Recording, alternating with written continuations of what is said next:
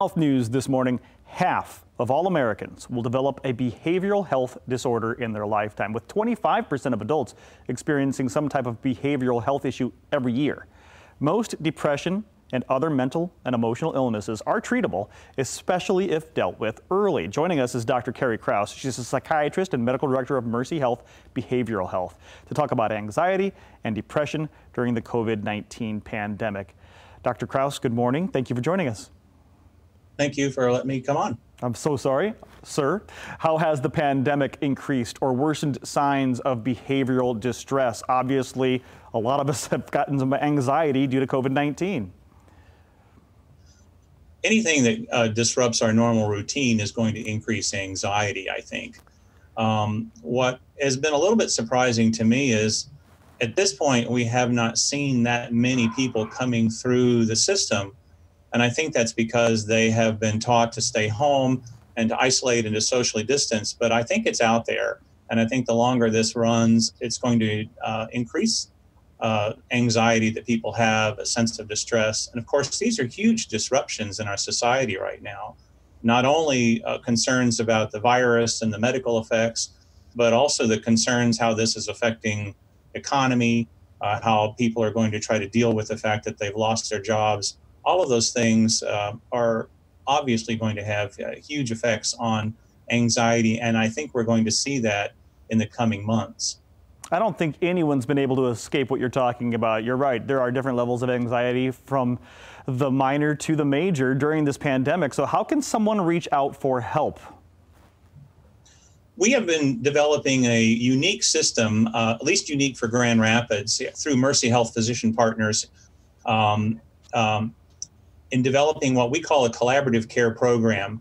What anyone can do in the Grand Rapids area is contact their primary care physician if they have an MHPP or Mercy Health Physician Partners physician.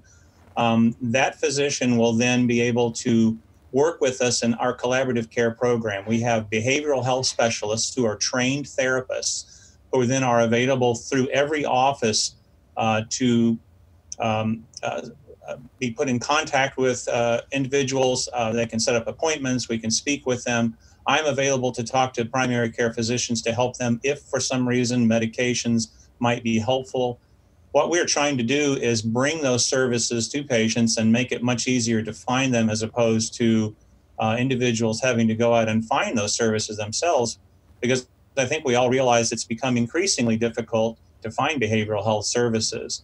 I mean, there are still traditional programs, and we're happy that we have Mercy Life Counseling in Muskegon. It's a long-standing traditional program that's been there.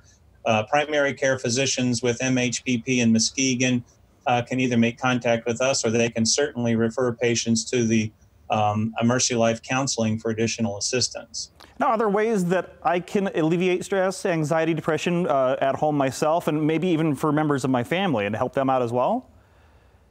Well, you know, anxiety is a normal thing. I think what we look for is when does it reach the point where it interferes with the other things that you want to do in your life.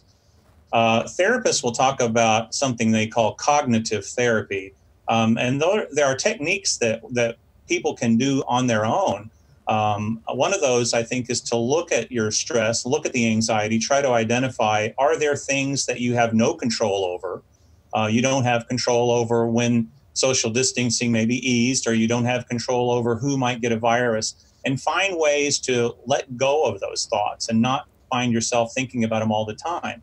And for things you do have control over, make a plan, write things down. I think it's a lot better to write things down. It solidifies it in your mind as well as for other people. What is your plan of action for taking care of those things? Isolation, obviously, very hard. PTSD out there as well for some people. When do we know when it's time to seek professional help?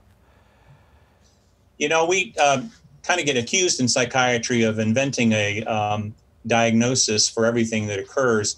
I think the way to think about it is that if you're staying on, my analogy would be if you're riding down the highway and you choose the lane that you want to be in, and if you're doing okay with that, maintaining your lane, then you're okay. But if you find yourself in the ditch, you're going to need help.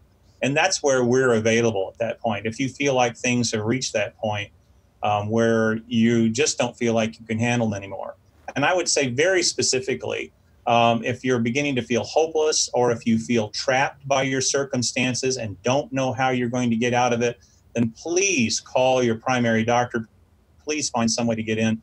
You don't have to know what the solution is. We are going to be able to help you figure out what that solution is. But feeling trapped and feeling hopeless, those are danger signs for individuals.